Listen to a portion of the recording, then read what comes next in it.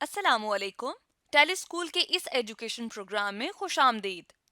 ये programme TV पर हुकूमत पाकिस्तान और सबक फाउंडेशन की शिराकत से पेश किया जा रहा है। इसके लेसन्स पाकिस्तान के तमाम तालीमी बोर्ड बशमूल कैम्ब्रिज के सिलेबस के मुताबिक तैयार किए गए हैं, जिसमें एजुकेशन कंटेंट सबक फाउंडेशन प्रोवाइड कर रही है। सबक फाउंडेशन की वेबसाइट सबक.pk पर केजी से 12वीं जमात तक वीडियोस और प्रैक्टिस टेस्ट बिल्कुल मुफ्त दस्तियाब हैं। बायोलॉजी लेसन में आज हम बात करेंगे मेंडल्स लॉ ऑफ सेग्रीगेशन की, और ये टॉपिक तमाम बोर्ड्स में क्लास 10th में मौजूद है। फेडरल, पंजाब और केपीके बोर्ड में ये चैप्टर 15 जो कि इनहेरिटेंस के नाम से है उसमें मौजूद है, जबकि सिंध बोर्ड में ये चैप्टर 16 और बलूचिस्तान बोर्ड में ये चैप्टर 17 जो कि जीन्स एंड इनहेरिटेंस के नाम से है उसमें मौजूद है। इन वीडियोस को सुनने के बाद आप मेंडल्स लॉ ऑफ सेग्रीगेशन के बारे में समझ सकेंगे। आज के बायोलॉजी के लेसन और इससे मुंसलिक वीडियोस को घर बैठे देखने के लिए आप सबक.pk की वेबसाइट पर जा सकते हैं। यहाँ पर तमाम बोर्ड्स की 9वीं से 12वीं जमात तक बायोलॉजी के सारे टॉपिक्स पर वीडियोस और प्रैक्टिस टेस्ट बिल्कुल मुफ्त मौजूद हैं। इनके ज़रिए आप अपने कॉन्सेप्ट्स को पुख्ता करके इम्तिहानात में शानदार नंबर हासिल कर सकते हैं। आज हम पढ़ेंगे मेंडल्स इंटरप्रिटेशन के बारे में। मेंडल की बात की जाए कि कौन था, तो ये एक साइंटिस्ट है जिसने कि फर्स्ट टाइम डिस्कवर किया था जीन्स के बारे में, और इसने इनहेरिटेंस का बताया था। इनहेरिटेंस मतलब ये कि विरासत के बारे में। और अब अगर मेंडल्स की बात करें कि इसने किस पे काम किया था, तो इसने पी प्लांट पे काम किया था। और जब इसने पी प्लांट पे काम किया था तो इसने डिफरेंट ट्रेड्स को स्टडी किया था। अब अगर हम ट्रेड की बात करें तो जिस तरह से सीड शेप जो है वो एक डिफरेंट ट्रेड है, सीड कलर एक डिफरेंट ट्रेड है। इस तरह से इसने 7 ट्रेड्स को जो है वो स्टडी किया था, और उसमें ट्रेड्स में भी इसने कहा था कि इसमें जो है वो कंट्रास्टिंग होते हैं। जैसे कि अगर हम सीड शेप की बात करें तो स्फेरिकल, और इसी तरह से क्या होगा, रिंकल। अगर सीड कलर की बात करें तो वो येलो और ग्रीन। अगर फ्लावर कलर की बात करें तो पर्पल और व्हाइट। अगर पॉट शेप की बात करें तो जैसे यहाँ पर हम देख रहे हैं फ्लैटेंड और कंस्ट्रक्टेड है। इसी तरह से पॉट कलर की बात करें तो ये क्या है, ग्रीन और येलो। फ्लावर की पोजीशन जो है वो एक अलग ट्रेट है, जैसे यहाँ पर हम देख रहे हैं कि कहाँ पर प्रेजेंट है, एक्सियल पे, लेकिन यहाँ टर्मिनल, मतलब ये कि जहाँ पर ये एंड कर रही है शूट या स्टेम, वहां एंड के ऊपर जो फ्लावर प्रेजेंट होते हैं तब हम कहते हैं ये टर्मिनल है। इसी तरह से उसकी हाइट को अगर देखा जाए तो वो एक अलग ट्रेट है। जैसे कि अगर हम देख रहे हैं कि ये टॉल होगा तो उसका एक अलग ट्रेट है, और अगर डॉर्फ की बात की जाए तो ये उसका एक अलग ट्रेट है। इसमें से भी उसने फर्दर डिस्कस किया, देखा उसने कि कुछ ट्रेट्स जो हैं वो डोमिनेंट होते हैं दूसरे ट्रेट के ऊपर, और जो डोमिनेट करते हैं उन्हें डोमिनेंट ट्रेट कहा गया, और जो मास्क हो सकते हैं उन ट्रेट्स को क्या कहा गया कि ये रिसेसिव ट्रेट है। अगर हम फर्दर डिस्कस करें इन्हें तो हम देखते हैं कि उसने कहा कि ये जो ट्रेट्स हैं इनको क्या कंट्रोल करते हैं, इनको हेरिडिटरी फैक्टर्स कंट्रोल करते हैं, और उस फैक्टर को जो नाम दिया गया वो एलिमेंटिन का नाम था। अब उसने कहा कि ये जो फैक्टर्स हैं, इन फैक्टर्स के पास इंफॉर्मेशन होती है, और वो इंफॉर्मेशन जो है वो फर्दर किस तरह से ट्रांसमिट की जाती है अगर उसकी बात की जाए तो उसमें हम देखते हैं कि वो पेरेंट्स से ऑस्प्रिंग्स में, मतलब ये कि जो वालदैन होते हैं पेरेंट्स, उनसे कहाँ पर ट्रांसफर होती है, उनके ऑस्प्रिंग्स में।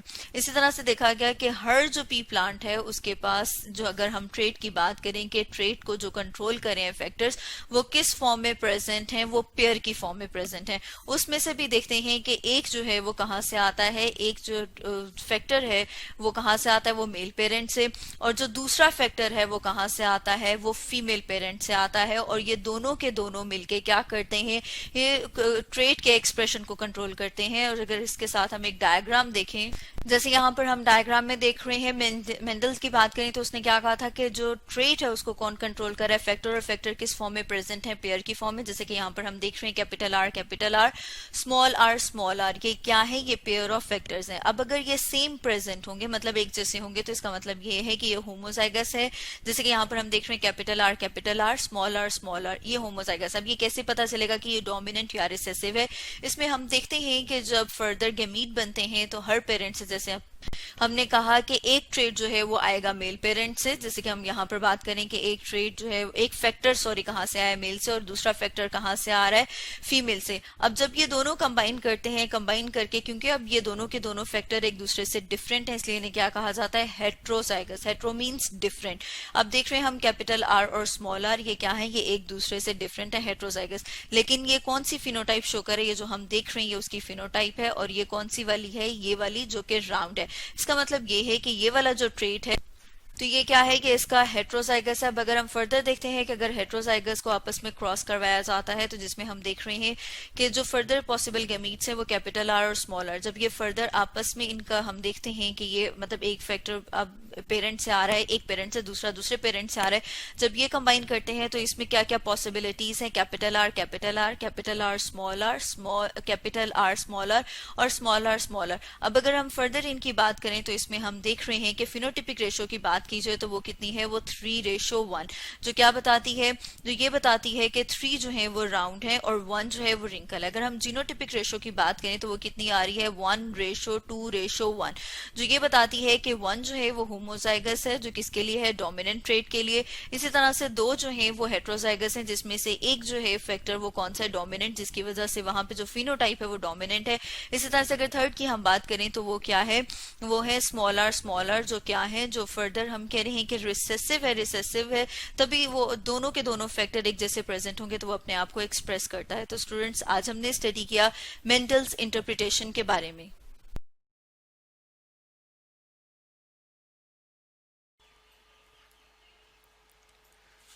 आज हम पढ़ेंगे मेंडल्स लॉ ऑफ सेग्रीगेशन के बारे में। ठीक है जी। अब जैसा कि आपको पता है कि ये लॉज हमें किसने दी थी, मेंडल ने। तो मेंडल जो थे हमारे पास, वो एक प्रीस्ट थे। हम यहाँ लिख लेते हैं क्या थे हमारे पास, मोंग थे, प्रीस्ट थे, जो कि क्या करते थे, किसी जो ईसाइयों का चर्च होता है वहाँ पे वो जो थे प्रीस्ट थे। तो हम यहाँ लिख लेते हैं दैट इज मोंक और प्रीस्ट। ठीक है जी। लेकिन जो मेंडल थे उनको नेचर से बहुत ज़्यादा लगाव था। तो उन्होंने क्या किया, उन्होंने अपने गार्डन में डिफरेंट मतलब एक्सपेरिमेंट किए किस चीज़ के, जेनेटिक्स के। तो इसकी वजह पे इन्हें फादर ऑफ जेनेटिक्स भी कहा जाता है। इसके अलावा जो है मेंडल ने एक्सपेरिमेंट जो किए थे वो उन्होंने किए थे पी प्लांट पे। हम यहाँ लिख लेते हैं जी किस चीज़ पे किए थे, पी प्लांट्स पे किए थे। जो मटर के पौधे होते हैं उस पे प्लांट्स किए थे। और इस प्लांट्स को, या ये जो पी के प्लांट है, इसको चूज करने की जो वजह थी वो तो एक ये थी कि इस पी प्लांट के अंदर हमारे पास जो है डिफरेंट ट्रेड्स पाए जाते हैं। हम यहाँ लिख लेते हैं कि पी प्लांट जो है इसके अंदर पहली बात तो ये थी कि मेंडल ने इसको क्यों सेलेक्ट किया, इस वजह से सेलेक्ट किया कि इस पी प्लांट में डिफरेंट नंबर ऑफ ट्रेड पाए जाते थे। ठीक है जी। अब वो ट्रेड जो है वो हमारे पास क्या है, सीड का शेप है, इसके अलावा सीड का कलर है, फ्लावर का कलर है, और इस तरह तकरीबन फ्लावर की पोजीशन हो गई, पोट कलर हो गया। तो ये डिफरेंट उसके अंदर क्या थे, ट्रेड जो थे वो मौजूद थे। तो इस वजह से मेंडल ने इसको चूज किया। दूसरी जो इसको चूज करने की वजह थी, सॉरी, वो ये थी कि इसके अंदर डिफरेंट फिनोटाइप पाए जाते थे। हम यहाँ लिख लेते हैं डिफरेंट फिनोटाइप पाए जाते थे। वो किस तरह, जैसा कि आपको पता है, अगर हम बात करते हैं सीड शेप की तो उसके अंदर हमारे पास दो तरह की फिनोटाइप पाए जाते हैं, एक राउंड और एक रिंकल। ठीक है। तो डिफरेंट फिनोटाइप जो थे वो इसके ट्रेड्स में पाए जाते थे। तो ये भी हम लिख लेते हैं डिफरेंट फिनोटाइप्स। इसके अलावा जो है, जो थर्ड थी वो ये थी कि इन पी प्लांट्स के अंदर जो है self fertilization and cross fertilization भी होती है। हम यहाँ लिख लेते हैं सेल्फ और साथ में लिख लेते हैं एंड क्रॉस फर्टिलाइजेशन। ठीक है। जिसकी वजह से मेंडल ने इसको चूज किया। ठीक है जी। ये हो गई हमारे पास तीन। और चौथी जो इसकी इम्पोर्टेंट जो वजह थी, जो कि जितने भी दुनिया के साइंटिस्ट हैं वो किसी भी एक्सपेरिमेंटल, मतलब कि कोई भी ऐसा इंडिविजुअल, लिविंग इंडिविजुअल, उसको क्यों चूज करते एक्सपेरिमेंट के लिए कि उसकी जो लाइफ साइकिल है वो शॉर्ट होनी चाहिए। तो पी प्लांट जो है उसकी जो लाइफ साइकिल होती है वो शॉर्ट होती है। तो शॉर्ट लाइफ साइकिल जो है ये भी एक वजह थी जिसके बिना पे मेंडल ने क्या किया, चूज किया था इस पी प्लांट को बतौर एक्सपेरिमेंट ऑर्गेनिज्म। ठीक है जी। अब हम आ जाते हैं, तो मेंडल के बारे में हमने जाना। अब मेंडल जो था उन्होंने हमें दी थी लॉज ऑफ इनहेरिटेंस। तो उस उन लॉज में जो सबसे पहली लॉ है उसे कहते हैं law of segregation. Law of segregation क्या कहती है? ठीक है जी। हम यहाँ लिख लेते हैं लॉ ऑफ सेग्रीगेशन जो है वो ये कहती है कि जब गेमीट्स की फॉर्मेशन हो रही होती है, ठीक है जी, हम यहाँ लिख लेते हैं गेमीट्स की क्या हो रही होती है, फॉर्मेशन। वो गेमीट्स मेल भी हो सकते हैं, फीमेल भी हो सकते हैं। तो जो जीन्स होते हैं हमारे पास, ठीक है जी, अब जीन्स आपको पता है ये हमारे पास होते हैं पेयर की शक्ल में, ठीक है जी, और सिंगल जीन को हम क्या कहते हैं, अलील कहते हैं। तो ये जीन्स क्या करते हैं, जब गेमीट्स की फॉर्मेशन होती है तो इनके ये जो पेयर हैं, इनके जो अलील हैं, ये सेग्रीगेट करते हैं, ठीक है जी, क्या करते हैं, सेग्रीगेट करते हैं। हम यहाँ लिख लेते हैं दैट इज सेग्रीगेट, ठीक है जी। जब वो सेग्रीगेट करते हैं, क्यों सेग्रीगेट करते हैं, इसलिए सेग्रीगेट करते हैं कि हर एक गेमीट को, ठीक है, क्या मिले, एक ही अलील मिले, ठीक है। जो हमारे पास सेग्रीगेट करने के बाद जो अगेन हमारे पास गेमीट्स बनेंगे, ठीक है जी, तो गेमीट्स जो हैं वो क्या करें, वो रिसीव करें सिंगल जीन को, ठीक है जी, रिसीव करेंगे किस चीज को, सिंगल जीन को, जिसे हम क्या कहते हैं, अलील कहते हैं, ठीक है जी, सिंगल जीन जिसे हम क्या कहते हैं, अलील कहते हैं। तो ये थी हमारे पास मेंडल लॉ ऑफ सेग्रीगेशन के during gamete formation, the gene of each pair segregate from each other and each gamete receive a single gene pair, ठीक है जी, a single gene from a pair। तो ये हमारे पास क्या थी, मेंडल लॉ ऑफ सेग्रीगेशन थी। तो मेंडल ने जो पी प्लांट हमारे पास जो थी स्टडी की, उसमें उसने हमारे पास 7 ट्रेड्स जो थे वो स्टडी किया। हम यहाँ लिख लेते हैं 7 ट्रेड्स को उसने स्टडी किया, किस चीज में, पी प्लांट्स में 7 ट्रेड्स थे। तो उन ट्रेड्स में हमारे पास जो सबसे पहला ट्रेड है वो हमारे पास आता है सीड का शेप, ठीक है जी, आप देख सकते हैं। फिर इसमें हमारे पास राउंड है, रिंकल है, फिर सीड कलर, कलर में येलो है, ग्रीन है, फिर फ्लावर का कलर पर्पल और वाइट, और फिर चौथे नंबर पे उसने पोर्ट की शेप देखी, ठीक है जी, जो कि फ्लैट है और कंस्ट्रक्टेड है। इसके अलावा पोर्ट कलर जो है जिसमें ग्रीन आ जाता है, अगेन येलो। फ्लावर की पोजीशन है वो एक्सियल होंगे या टर्मिनल होंगे, और इसके अलावा स्टेम की लेंथ थी कि या वो लॉन्ग होगी या वो शॉर्ट होगी। तो ये वो 7 ट्रेड्स थे जिनके बारे में मेंडल ने लॉ ऑफ सेग्रीगेशन में बताया भी है और स्टडी भी किया है। इसके अलावा जो है इस लॉ ऑफ सेग्रीगेशन में मेंडल ने जो क्रॉस अप्लाई किए उसे हम कहते हैं मोनो हाइब्रिड क्रॉस, ठीक है जी। मोनो हाइब्रिड क्रॉस क्या है, मोनो हाइब्रिड क्रॉस जो है जिसमें हम सिंगल ट्रेट यूज करते हैं, सिंगल कैरेक्टर यूज करते हैं, जैसे कि सीड शेप हो गई। तो ये क्या है, हमारे पास एक सिंगल क्रॉस है। तो इस क्रॉस को हम क्या कहते हैं, इस क्रॉस को हम कहते हैं मोनो हाइब्रिड क्रॉस। इसके अलावा जो है मेंडल ने यूज की थी टर्मिनोलॉजीज, जैसे कि उसने यूज की थी P1। P1 का मतलब है, या P का मतलब होता है पेरेंट, ठीक है जी। ये उसकी कौन सी जनरेशन होगी, पेरेंट्स की जनरेशन होगी। इसके अलावा उसने एक दूसरा वर्ड यूज किया था F, ठीक है जी। अब F1 2 3 ये डिफरेंट हमारे पास हो सकते हैं। तो F का क्या मतलब है, F का मतलब है हमारे पास फर्स्ट फेलियल, ठीक है जी। अगर F1 है तो फर्स्ट फेलियल है, अगर F2 है तो सेकंड फेलियल है। तो F का मतलब क्या है जी, F का मतलब होता है फेलियल, ठीक है, मतलब के ऑफस्प्रिंग जो पेरेंट से बनते हैं। तो ये दो वर्ड्स थे जो उसने यूज किए थे। इसके अलावा जो है मेंडल ने एक वर्ड यूज किया था जिसे कहते हैं ट्रू ब्रीडिंग। हम यहाँ लिख लेते हैं क्या वर्ड था, दैट वाज ट्रू ब्रीडिंग, ठीक है जी। ट्रू ब्रीडिंग का क्या मतलब है, ट्रू ब्रीडिंग का मतलब ये है कि हमारे पास जो इंडिविजुअल हैं वो क्या हैं, वो होमोजाइगस हैं, ठीक है जी। होमोजाइगस क्या होते हैं, होमोजाइगस वो होते हैं जिनमें दोनों अलील या अलीलिक पेयर जो होता है वो सेम होता है। जैसे कि अगर मैं लेट सपोज राउंड को एग्जांपल लूं तो राउंड का होमोजाइगस कैपिटल आर होगा, रिंकल का होमोजाइगस स्मॉल आर होगा, जिसमें दोनों अलील जो हैं वो क्या हैं, वो सेम होते हैं, ठीक है जी। अब हम देखते हैं कि मेंडल ने एक्सपेरिमेंट किस तरह किया।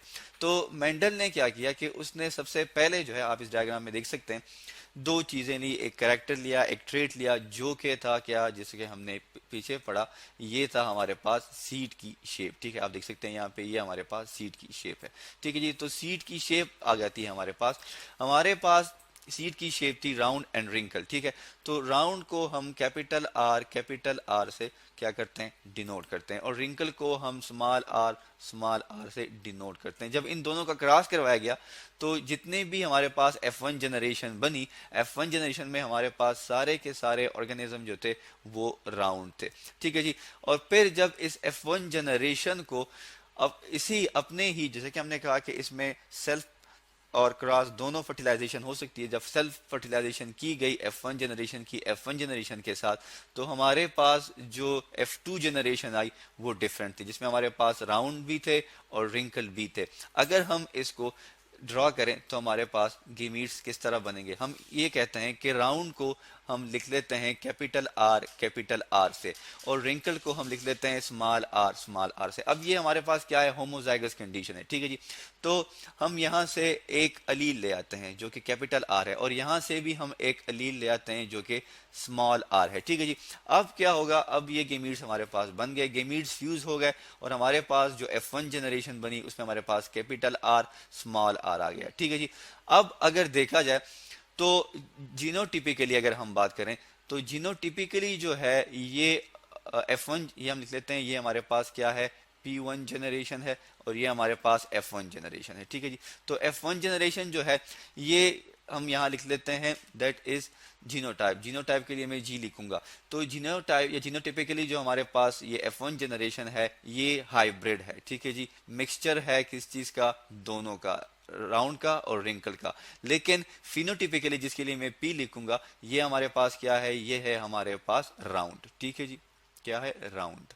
फिर जब उसने F1 जनरेशन को F1 जनरेशन के साथ क्रॉस किया, हम यहाँ पे लिख लेते हैं कि हमारे पास F1 जनरेशन क्या थी, दैट वाज राउंड, ठीक है जी।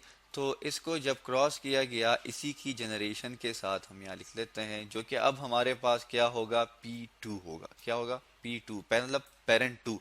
अब यहाँ पे हमारे पास जो कंडीशन है वो हेट्रोजाइगस है, तो हमारे पास कैपिटल आर भी आ सकता है गेमीट में और स्मॉल आर भी आ सकता है। हम कैपिटल आर भी लिख सकते हैं यहाँ पे और स्मॉल आर भी लिख सकते हैं। सिमिलरली इस इंडिविजुअल से भी हमारे पास कैपिटल आर आ सकता है और स्मॉल आर भी आ सकता है, ठीक है जी। तो अब क्या होगा, अब हम F2 जनरेशन ड्रॉ करेंगे, लेकिन उसके लिए हम क्या करते हैं, उसके लिए हम एक वर्ड यूज करते हैं, एक चार्ट यूज करते हैं जिसे हम कहते हैं पेनेट चार्ट कहते हैं, ठीक है जी। हम यहाँ लिख लेते हैं, वो चार्ट हम ड्रॉ कर लेते हैं यहाँ पे, ठीक है। ये हम एक चार्ट ड्रॉ कर लेते हैं जिसको हम यूं करके ड्रॉ करते हैं। एक बॉक्स सा बना लेते हैं जिसमें हम क्या करेंगे, इन गेमीट्स को जो कि हमारे पास आ गए हैं इनको हम फ्यूज करेंगे, ठीक है जी। ये हमारे पास एक चार्ट सा बन गया, ठीक है। हमारे पास 4 गेमीट्स हैं तो हमने 4 ही ड्रा किए, ठीक है। तो सबसे पहले मैं इस साइड पे इन गेमीट्स को लिख लूंगा। ये मेरे पास कैपिटल आर स्मॉल आर, ठीक है जी। यहाँ पे अब मैं इसको लिखूंगा कैपिटल आर स्मॉल आर। अब मेरे पास जो है कौन कौन से गेमीट्स बनेंगे, मेरे पास गेमीट बनेंगे capital R capital R capital R small R capital R small R और स्मॉल आर, ठीक है जी। अगर मैं इसको यहाँ पे लिखूं तो मेरे पास ये कुछ यूं बन जाते हैं, कैपिटल आर, ठीक है, बीच में मैं रेशो डाल देता हूँ, फिर again capital R small R, फिर रेशो, फिर कैपिटल आर स्मॉल आर, फिर रेशो और फिर स्मॉल आर। अब अगर मैं देखूं तो हमारे पास जो है ये क्या है, हमारे पास ये जो कम्बिनेशन है हमारे पास किस चीज की, अलील्स की या जीन की, ये हमारे पास एग्जैक्टली सिमिलर है पेरेंट्स की तरह, और ये भी हमारे पास क्या है, एग्जैक्टली सिमिलर है पेरेंट्स की तरह, ठीक है जी। ये हमारे पास क्या है जी, ये हमारे पास F2 जनरेशन है। और ये जो बीच में है हमारे पास, ये क्या है, ये हमारे पास हाइब्रिड है। हम यहाँ पे लिख लेते हैं इसके ऊपर कि हमारे पास क्या है, हाइब्रिड है। हम यहाँ पे लिख लेते हैं एच से हम इसको डिनोट कर लेते हैं। तो अगर हम इसकी जीनोटिपिक रेशो देखें तो ये जो है हमारे पास जो जीनोटिपिक रेशो है, मैं यहाँ लिख लेता हूँ GR, जीनोटिपिक रेशो जो है वो हमारे पास 3:1 है। सॉरी, जीनोटिपिक रेशियो जो है हमारे पास ये है 1:2, हाइब्रिड हो गए और अगेन 1 पेरेंट हो गया, ठीक है जी। ये हमारे पास क्या आ गया, ये हमारे पास जीनोटिपिक रेशो आ गई। अगर मैं बात करूं फिनोटिपिक रेशो की, जिसको मैं PR लिखूंगा, तो ये तीनों जो हैं, ये और ये तीनों आ जाते हैं मेरे पास राउंड में, ठीक है। तो 3:1 और एक मेरे पास आ जाता है रिंकल में। सो दैट्स वाई जो फिनोटिपिक रेशो है वो डिफरेंट है जीनोटिपिक रेशो से। तो इससे हमें ये भी पता चलता है कि जो R है वो डोमिनेंट है और जो राउंड है हमारे पास वो डोमिनेंट है, और जो स्मॉल r है ये हमारे पास रिसेसिव है, ठीक है जी। डोमिनेंट क्या होते हैं, डोमिनेंट वो होते हैं जो F1 जनरेशन में अपने आप को एक्सप्रेस कर लेते हैं, ठीक है जी। और रिसेसिव क्या होते हैं, रिसेसिव F1 जनरेशन में उनकी जो एक्सप्रेशन है वो क्या हो जाती है, वो सप्रेस हो जाती है। या हम ऐसे भी कह सकते हैं कि जो हमारे पास रिसेसिव होते हैं वो F2 जनरेशन में अपने आप को जाहिर करते हैं। तो ये थी हमारे पास मेंडल लॉ ऑफ सेग्रीगेशन, जो कि उसने ये कहा कि जब भी गेमीट्स बनेंगे, जैसे कि आप देख सकते हैं जब ये गेमीट्स बनते हैं तो हर एक जो जीन है उससे हमारे पास एक ही अलील आता है, और ये क्या थी हमारे पास मेंडल लॉ ऑफ सेग्रीगेशन थी। तो आज हमने पढ़ा मेंडल लॉ ऑफ सेग्रीगेशन के बारे में, और